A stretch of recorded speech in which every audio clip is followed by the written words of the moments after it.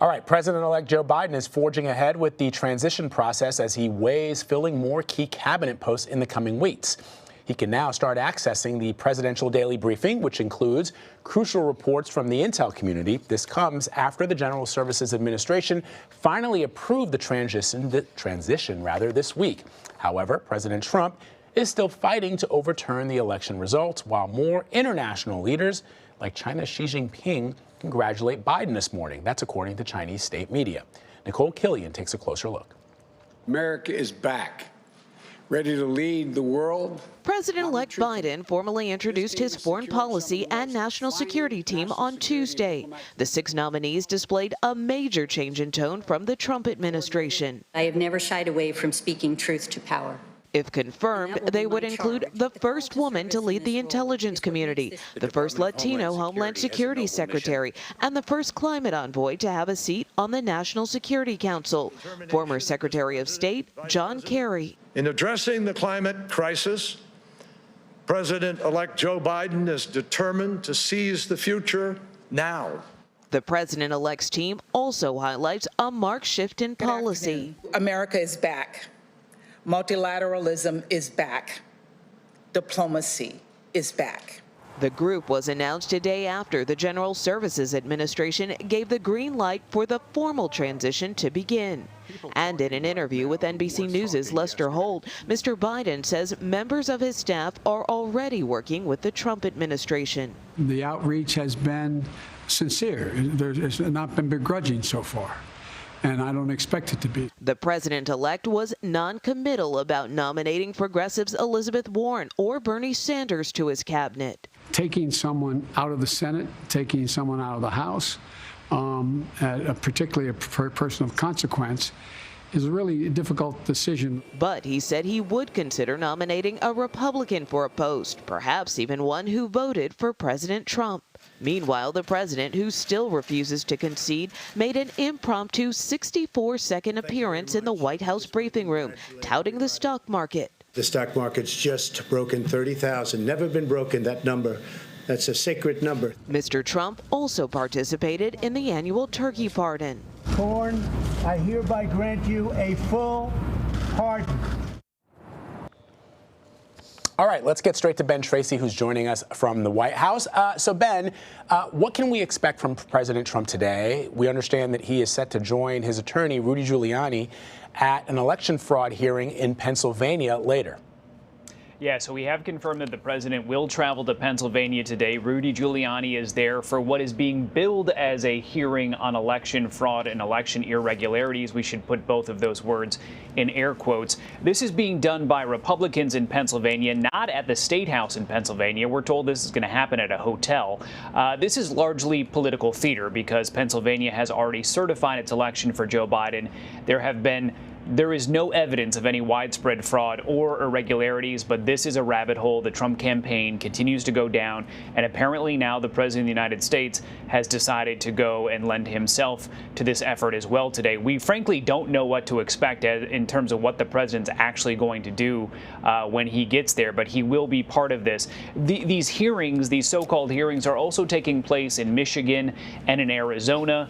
Those are all states that are controlled by Republican legislatures.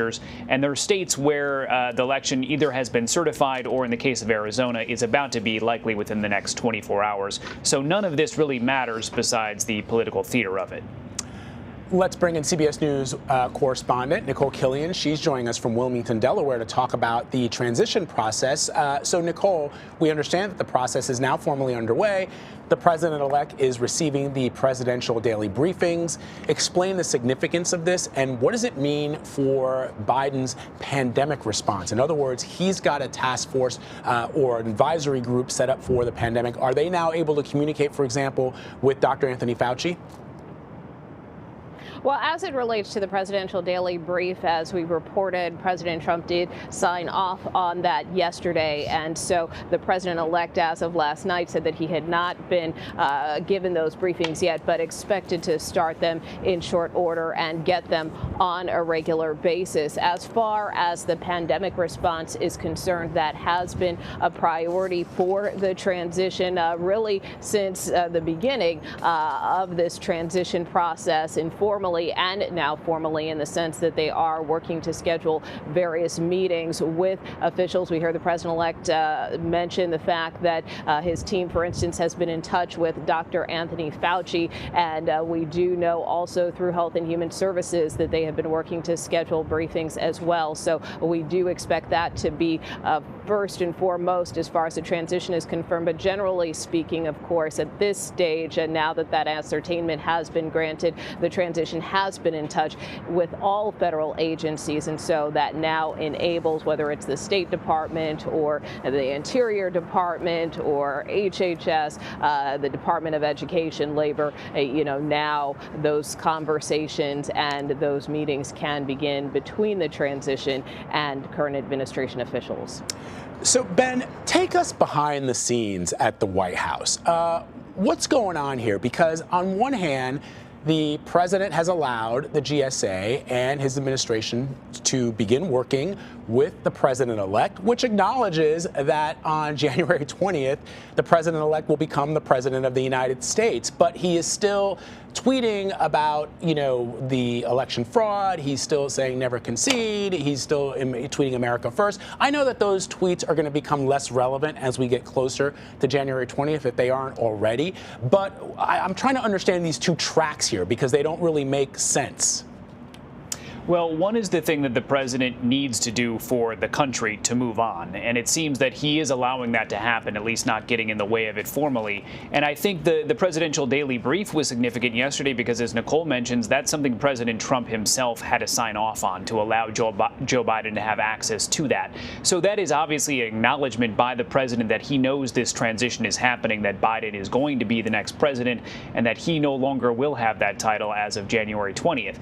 The rest of it is the positioning that the president wants to take, that he wants to continue to say that there was fraud, that this election was stolen from him. And we're being told by people close to the president that is something we should expect him to do forever, that this isn't going to be something where he's going to wake up one day and say, okay, I formally concede. I know Joe Biden won the election. That was all a joke. This is something that he is likely to carry on, that he could perpetuate the idea that he would run again in 2024, and that this would be part of keeping his base engaged. So I think you should expect those two tracks to continue, that now that the transition has begun and that train has left the station, the government apparatus will start to move on. But President Trump publicly is unlikely to move on from his talking points about fraud. Yeah, and Ben and Nikole, I sort of chuckled when you said that, Ben, but it really isn't that funny. I mean, I get that the president wants to protect his brand, such as it is, but we're talking about the country, and when you have people in the country who believe what the president says, that the election was rigged, that it was a fraudulent election, which has not proven to be true by any measure, it's injecting this sort of poison into the system that sort of, is not going to be easy to climb out of. And so, Nikole, the question becomes, you've got the Senate Majority Leader, Mitch McConnell, who still hasn't publicly acknowledged Joe Biden's projected victory, despite the Trump administration moving forward with this transition. So it's not just the president of the United States. You've got people who have real power and who will continue to have power after January 20th, even if the Republicans don't maintain control of the Senate, who are not acknowledging, at least publicly, what the will of the voters. Oh, well, I think the president-elect, too, has also shown a willingness, at least thus far, to, turn the other cheek. I mean, as far as the president is concerned, he told reporters yesterday that he would be willing to meet with President Trump if he asked. So even if it has taken some time to start to get the wheels of the transition going, as of now, he is still open to dialoguing with the president. And the same could be said for Senator Mitch McConnell. The president-elect has been asked on a number of occasions if he has spoken with him, and to date, to our awareness, he has not. But he has not written that off as something that will never happen. At the end of the day, he knows that is someone that he has to work with and someone he has previously had a working relationship. So I would expect at some point those two will eventually talk. Obviously, we'll have to wait and see when that happens. But, look, the president-elect presses forward with his agenda in spite of that that and tries to tamp down some of this partisan rhetoric, even as we see some Republicans, for instance, yesterday responding to some of his picks for national security and foreign policy. Marco Rubio decrying them for their Ivy League backgrounds, saying that they would be orderly caretakers of American decline. You had people like Senator Tom Cotton, who also described the president-elect's team as a group of panda huggers who would be soft on China. Both of these were tweets. So look, potentially the president-elect also realizes that he may face an uphill battle with some of his nominees. As of now, he seems confident that he can get his nominees through and has urged lawmakers to give them a prompt hearing when the time comes. So I think, certainly while publicly both sides still seem far apart, I think at the end of the day, you'll start seeing them come together as this transition moves forward. Come on, Ben, you were based in China. Leave those pandas out of it. They're extremely cute and adorable. Everybody should hug pandas as far as I'm concerned. I'm all for pandas. We're all for pandas. Especially the new one at the National Zoo. Exactly. We love the new little, you just got a name, I can't remember. Xiao Zhiji, I think, is the name of the new panda at the Smithsonian. So adorable. And that tweet, Nikole and Ben, from Marco Rubio was so cynical. I mean, Senator Rubio essentially going after people who have Ivy League degrees in the Biden administration and the future Biden administration. When I counted, and I did tweet this, Bill Barr went to Columbia, Pompeo went to Harvard Law, Mnuchin went to Yale, Carson went to Yale, Esper went to Harvard. I mean, that has nothing to do with.